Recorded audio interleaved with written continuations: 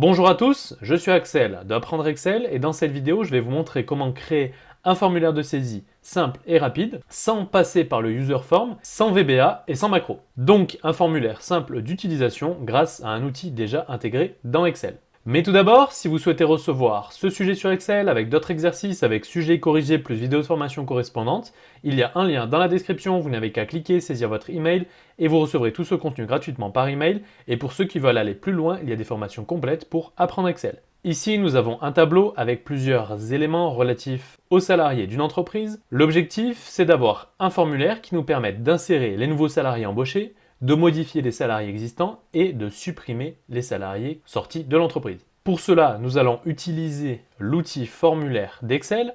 Alors généralement, il n'est pas mis par défaut, donc pour le faire apparaître, plusieurs solutions. Donc tout d'abord, nous allons le retrouver dans Fichier, Options. Alors première solution, nous allons cliquer sur Barre d'outils d'accès rapide. Ici, nous allons sélectionner toutes les commandes. Nous allons chercher notre commande formulaire. Donc ici. Donc là, on va l'ajouter dans notre barre d'outils, c'est-à-dire ici, ça va apparaître aux côtés de ces différents onglets. Donc on va l'ajouter. OK, donc là il apparaît juste ici. Et deuxième solution, on peut soit créer ici un nouvel onglet et l'ajouter dedans, soit l'insérer dans un onglet déjà existant. Donc on va faire les deux cas. Comme ça, vous pourrez choisir comment l'insérer vous dans votre fichier Excel. Donc cette fois-ci, nous allons nous rendre dans Personnaliser le ruban, toutes les commandes, donc comme pour barre d'outils d'accès rapide, il est dans toutes les commandes, donc on va chercher notre formulaire, il est ici. Donc moi je vais plutôt l'ajouter dans mon onglet données, puisque c'est relatif au traitement de données, donc avec tout ce qui est tri et filtre. Donc moi je vais le mettre dans la partie tri et filtrer. Donc pour pouvoir l'insérer, il faut que je crée un nouveau groupe, donc je crée mon nouveau groupe. Mon nouveau groupe, je vais le mettre dans la partie tri et filtrer, je vais renommer ce groupe-là, je vais l'appeler formulaire, et je vais lui mettre un petit icône pour pouvoir le repérer facilement, voilà, lié à la création d'un formulaire. J'appuie sur OK. Donc maintenant que j'ai créé ce nouveau groupe, je vais pouvoir insérer mon formulaire, donc je vais pouvoir l'ajouter à mon groupe, je peux l'ajouter, et il apparaît dans une nouvelle sous-partie de mon onglet. Et enfin, dernière solution, je peux carrément créer un nouvel onglet, que je vais appeler par exemple formulaire, OK. Et dans cet onglet, je vais créer un nouveau groupe que je vais renommer aussi formulaire avec ma petite icône juste ici. Et OK. Donc là, il ne faut pas que j'oublie de rajouter, une fois que j'ai créé mon onglet et mon groupe, mon formulaire. Donc je vais le rajouter ici. Donc je le sélectionne, puis je clique sur Ajouter en sélectionnant bien l'endroit où je souhaite le faire apparaître. Et je clique sur Ajouter et OK. Donc cette fois-ci, je l'ai ici qui apparaît. Si je vais dans Données, il apparaît ici, donc juste après les outils de filtre et de tri. Et enfin, j'ai carrément créé aussi un onglet où il apparaît. Donc voici 3 méthodes pour le faire apparaître en fonction de vos besoins. L'idéal, c'est de le faire apparaître ici, à côté de tri et filtre, puisqu'il s'agit d'un outil de traitement des données.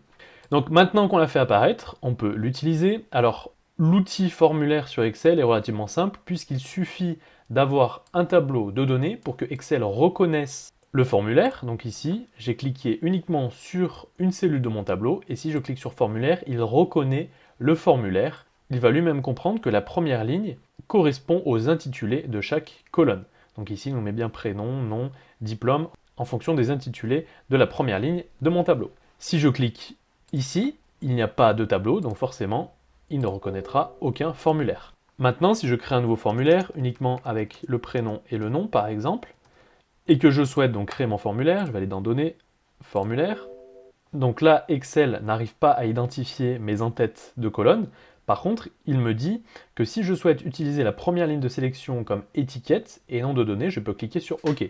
Donc moi, c'est ce que je souhaite faire, puisque ici, c'est le cas où on souhaite créer un formulaire en partant de zéro, c'est-à-dire avec aucune information déjà sélectionnée dans mon tableau. Donc je clique sur OK, et cette fois-ci, je peux commencer à faire mes nouvelles entrées. Donc là, je peux rajouter directement la première personne de ma liste.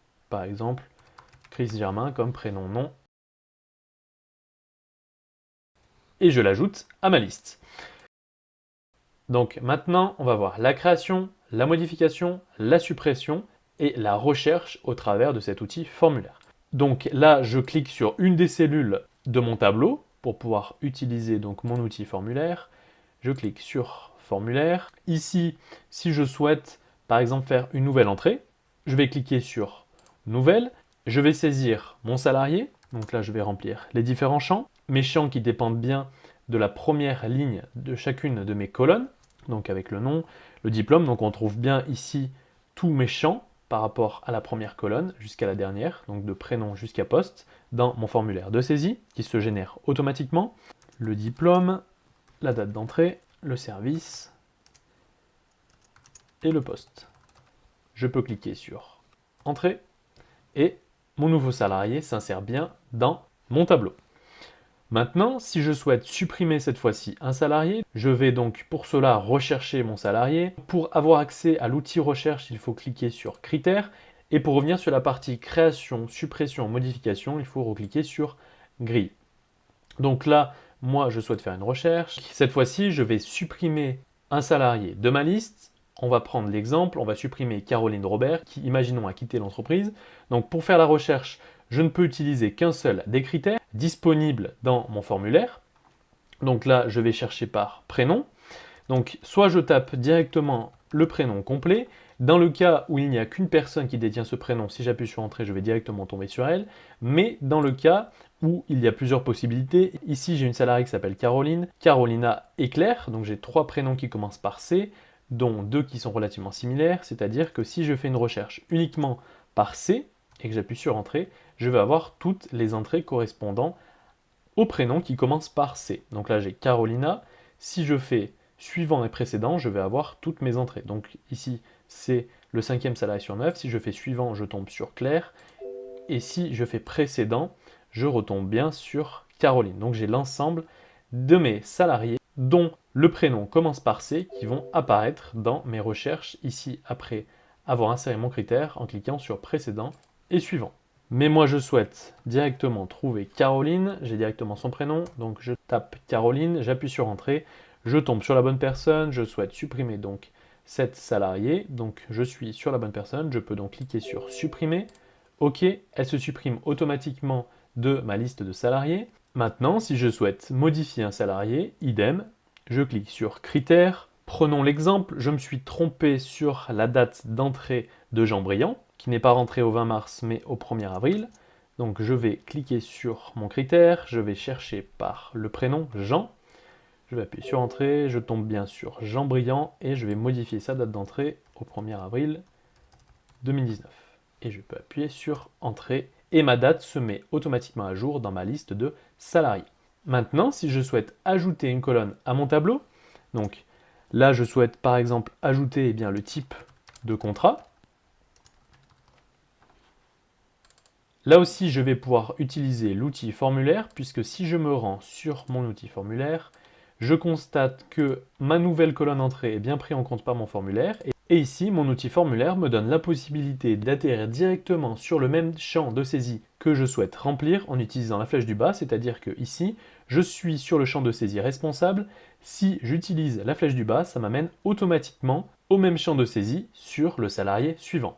Donc moi, je souhaite rajouter les types de contrat. Donc si je reste sur ce champ de saisie, je vais mettre par exemple CDI, et que j'utilise non pas Entrée, mais la flèche du bas pour passer au salarié suivant, cela va automatiquement m'amener sur le même champ de saisie. Donc là, comme ça, je vais pouvoir saisir rapidement l'ensemble de mes données. Voilà, par exemple, ce salarié, il est en intérim, celui-ci en alternance. J'utilise bien la flèche du bas, CDI, CDI et CDD, et je peux appuyer sur Entrée. Je peux quitter mon outil formulaire. Ici, je vais rajouter ma mise en forme sur mon tableau.